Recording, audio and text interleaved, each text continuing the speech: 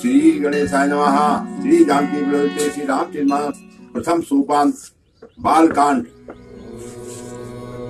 दोहा number 70। तुम्हें माता पिता तुमेव बंधुश्च सखा तुमेव विद्या द्रविणं तुमेव सर्वं मम देव गजाननं भूतिगणादिसेवितं कपीथ्यजम्बूफलचारुभक्षणम् उमासुतं शोकविनाशकारकं नमामि विघ्नेश्वर पादपङ्कजम्। अस कहि नारद सुमिरि हरि गिरिजहि दीने असीर होई ये कल्याण अबे संशय तदमुगिरी कैयस ब्रह्म भमन मुनि गयऊ आदिन तरित सुनऊ जस भयऊ पति एकांत पायिका मैं नाथ न मैं समझी मुनि बैना जो गर वर कुल हुई अनुपा करिए विवाह सुतायन रूपा नत कन्या वर राम कुंवारी कंत उमा मम प्राण प्रियारी जो न मिली बर गिरि जहि जोगू गिरि जल साधक सब लोगू सोई विचार पति करहु विबाहु जय न बहोरी हो पुरदाहु कही गए अस कही परी चरण धर सीसा भूली सहित सनी गिरीसा बरु पावक प्रगट शशि माही नारद बचन अन्यथा नाही प्रिया सोच परिहरहु सबे सुमिरहु श्री भगवान पार्वती निर्मय सोई करहि कल्याण सियापति रामचंद्र शरणम उमापति महादेव शरणम।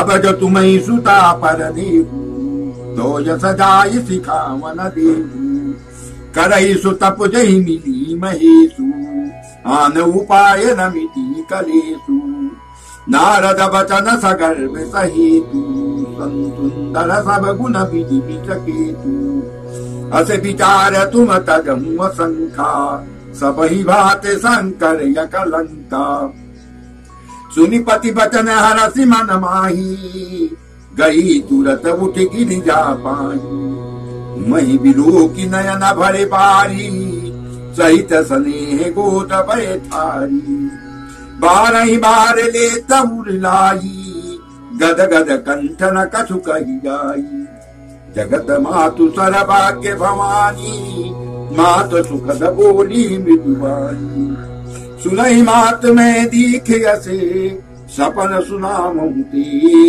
सुंदर गौर सुविप्र बले अस उपदेश सियापति रामचंद्र शरणम उमापति महादेव शरणम करहि जाय जपु शैल कुमारी नारद कहा सो सत्य विचारी मातु पिति पुनिये मत भावा तप सुख प्रद दुख दोष नसावा तप बल रचि प्रपंच विभा विधाता तप बल विष्णु सकल जग जाता तप बल शंभु करहि संहारा तप बल से सुधरहि मजुहारा तप आधार सब सृष्टि भवानी करहि जाय तप यश दिय जानी सुनत बचन विषमित महतारी सपन सुनायो गिरि हकारी मात पिता बहु विधि समुझाई चली उमा तपहित हर साई प्रिय परिवार पिता अरु माता विकल मुख आव न बाता वेद श्री राम ने आई सबे सबहि कहा समुझाय पार्वती महिमा सुनते रही प्रभु नैया सियापति रामचंद्र शरणम उमापति महादेव शरणम पवन सुत हनुमान की जय।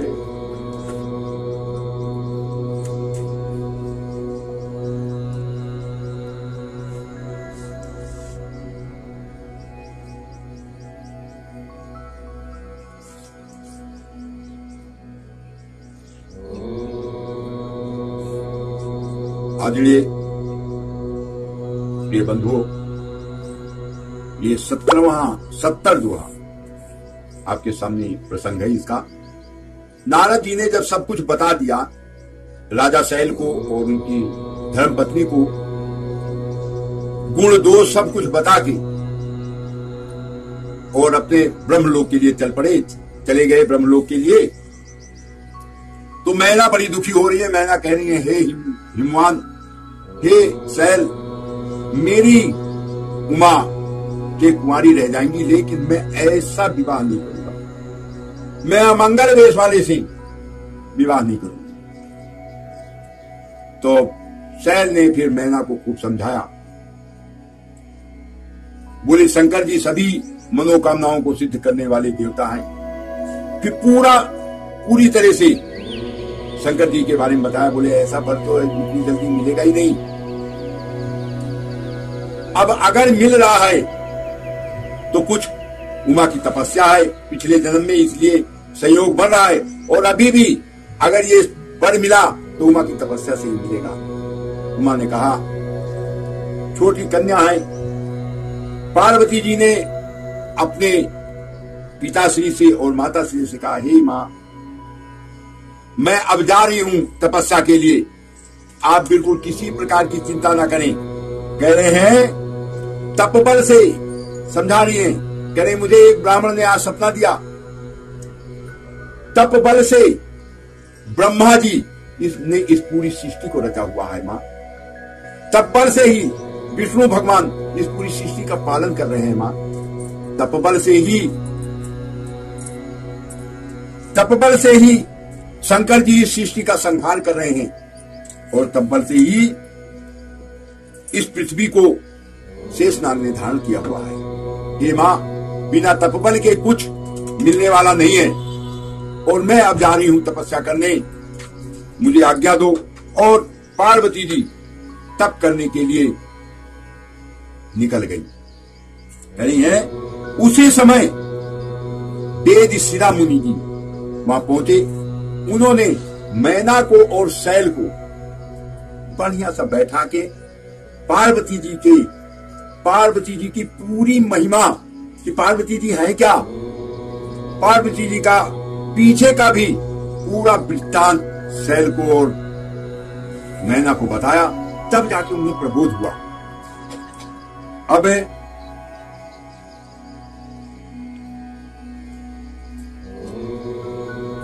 पार्वती जी जब पहुंच गई वहां तप करने के लिए, तो शिव शंकर भगवान की जय। शिव जी के चरणों को अपने हृदय में धारण किया और शिव जी की तपस्या करने लगी। ऐसे प्रसंग है रामचरितमानस में, शंकर जी का, उमा जी का, सभी देवी देवताओं का। तुलसीदास जी ने जो ये रामचरितमानस लिखा है, इसको पढ़ते पढ़ते रोना आ जाता है। अब आप खुद ही सोच लीजिए कितने साल की वो कन्या होगी, कितनी बड़ी होगी कन्या। तपस्या करने के लिए निकल गई जंगल के अंदर। पार्वती जी जब तपस्या करने लग गई तो पहले शुरुआत में कंदमूल खाने, सभी भोग छोड़ दिए। आपको पता है कि राजा के यहाँ का सुख क्या होता है, सारे तप भोग छोड़ दिए। उसके बाद फिर कंदमूल फल खाने लगी।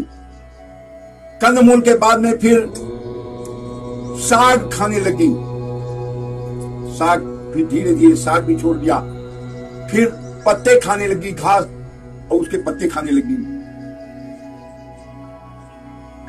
अब सब कुछ छोड़ दिया। जो बेलपत्र के पत्ते ऊपर से सूख के गिरते थे उनको खाने लगी। खाते खाते उनका शरीर बिल्कुल झंझर, एकदम हड्डी हड्डी नजर आई। इसीलिए उनका नाम, पार्वती जी का नाम अपर्णा पड़ा। पार्वती जी के भी मन बुद्धि में है कि बिना शंकर जी की तपस्या के शिव जी हमें मिलने वाले नहीं है। सब कुछ पिछला अगला सब पता है पार्वती जी को। सिर्फ इस मनुष्य को कितने वर्षों तक तपस्या करने के बाद सुख प्राप्ति होती है। बोलो सियापत राम।